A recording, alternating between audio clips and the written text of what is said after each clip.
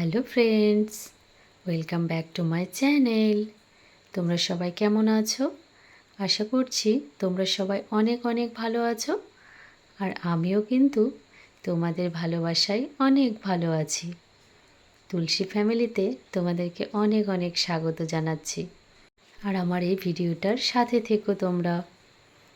তো এর আগের ভিডিওতে তোমাদের দেখিয়েছি যে আমি বাবার বাড়িতে এসেছি।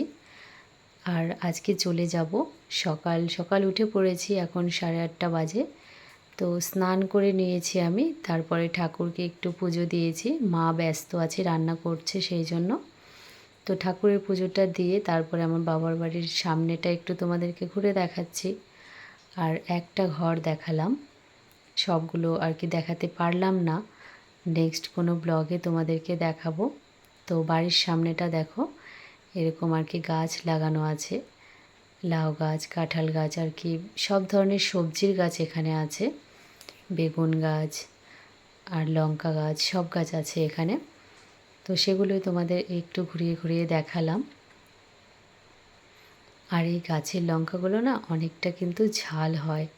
কেনা লঙ্কার থেকে এই লঙ্কাগুলো খুবই ঝাল হয়। আর আজকে যে বাড়িতে যেতে হবে সেটা ভেবেই না মনটা খারাপ হয়ে যাচ্ছে। কারণ বাবার বাড়ি এমন একটা জায়গা যেখানে নিজের স্বাধীন মতো দিন কাটানো যায়, নিজের মনের কথা শুনে চলা যায়।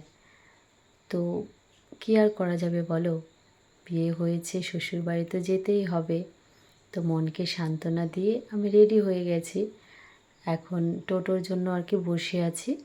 আর এদিকে মা কিছু জিনিস আমাকে দিয়ে দেবে, সেই জন্য সেগুলো গুছিয়ে দিচ্ছে।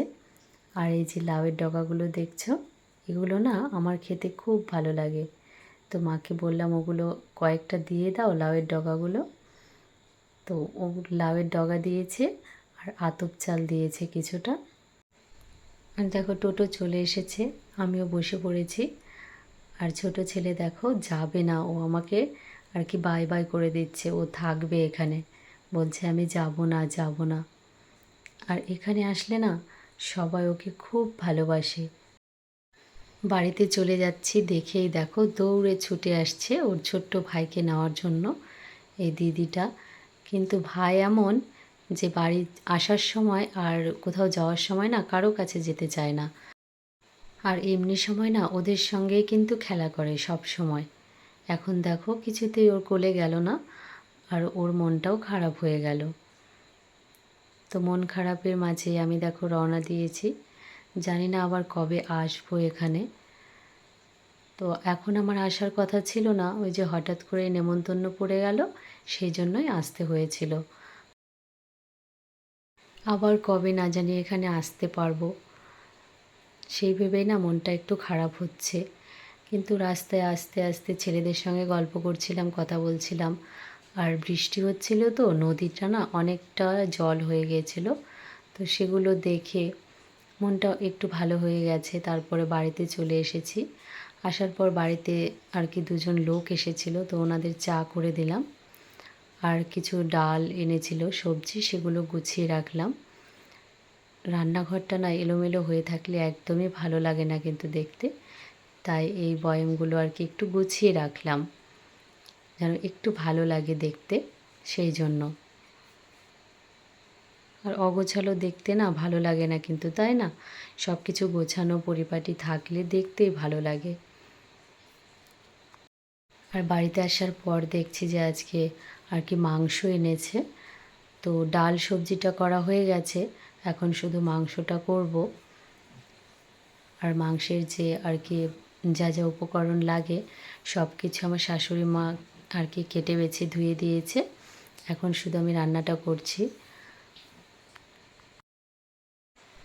আর বেশিরভাগ দিন না এই মাংস রান্নাটা আমার হাজব্যান্ডই করে, কারণ ও খুব সুন্দর রান্না করতে পারে। আর ওর নাকি রান্না করতে খুব ভালো লাগে। আর আমি যদি মাংসটা ধুয়ে তারপরে রান্নাটা করি না, পরে আর একদমই খেতে পারি না। সেই জন্যই আমি রান্নাটাও অতটা করি না। আর আমার হাজব্যান্ড রান্না করতে খুব পছন্দ করে। তো আজকে বাধ্য হয়ে করতে হচ্ছে, কারণ ও একটু ব্যস্ত আছে, করতে পারছে না রান্নাটা। সেই জন্য আমি করছি, জানি না কেমন হবে। অনেক দিন পর রান্না করছি আমি মাংস আর কি। মাংসটা যেহেতু ওই করে, আমার করা হয় না সেরকম। আর আমার কথা বলার মধ্যে না যদি কোনো ভুল হয়ে থাকে প্লিজ তোমরা আমাকে বলো যে তোমার এখানে ভুল হচ্ছে, তুমি ভুল বলছো। আমি সংশোধন করার চেষ্টা করব। আর বন্ধু হয়ে তোমরা আমার পাশে থেকো। তোমরা যদি পাশে থাকো না তাহলে অনেকটাই সাহস পাবো, ভরসা পাবো আর কি, সব কিছু সহজ হয়ে যাবে। তোমরা প্লিজ আমার পাশে থেকো, আমাকে একটু সাপোর্ট করো। আর যদি কোনো ভুল বলেও থাকি তোমরা একটু মানিয়ে নিও। তোমাদের বন্ধু মনে করে আমাকে একটু মানিয়ে নেওয়ার চেষ্টা করো। তোমাদের মতন বন্ধুরা যদি পাশে থাকে না তাহলে অনেক কঠিন কাজও সহজ হয়ে যায়।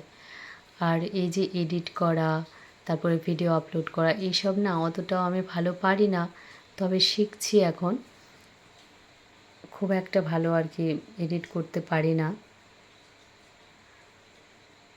তোমরা পাশে থাকলে অবশ্যই পারবো। আর এদিকে দেখো মাংসটা কিন্তু অনেকটাই হয়ে গেছে। এখন এই ঝোলটা দিয়ে দিলাম, তারপরে একটু আর কি জাল করে নেব, তারপর জিরে গুঁড়ো গরম মশলা দিয়ে নামিয়ে নেব। দেখো তো রান্নাটা আমার তো হয়ে গেছে অনেকটা, এখন শুধু গরম মশলার জিরে গুঁড়ো দিয়ে নামিয়ে নেব। আর এই দেখো আমার রান্নাটা রেডি হয়ে গেছে। এখন খাওয়া দাওয়া করে একটু রেস্ট করব।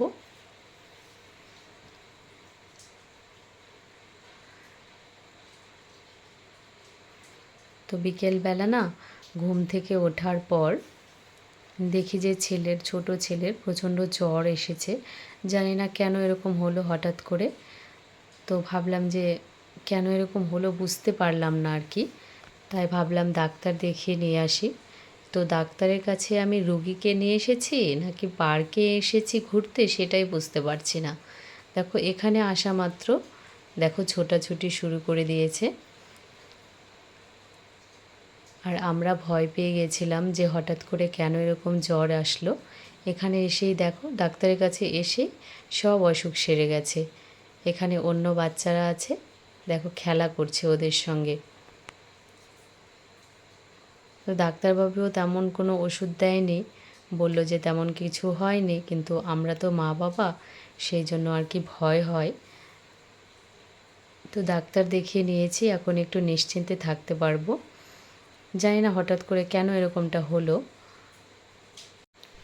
আর ভিডিওটা তোমাদের কেমন লাগলো অবশ্যই জানিও। আর যদি ভালো লাগে লাইক, কমেন্ট, শেয়ার এবং সাবস্ক্রাইব করে আমার পাশে থেকো। দেখা হচ্ছে নেক্সট ভিডিওতে। ততক্ষণে তোমরা সবাই সুস্থ থেকো, ভালো থেকো।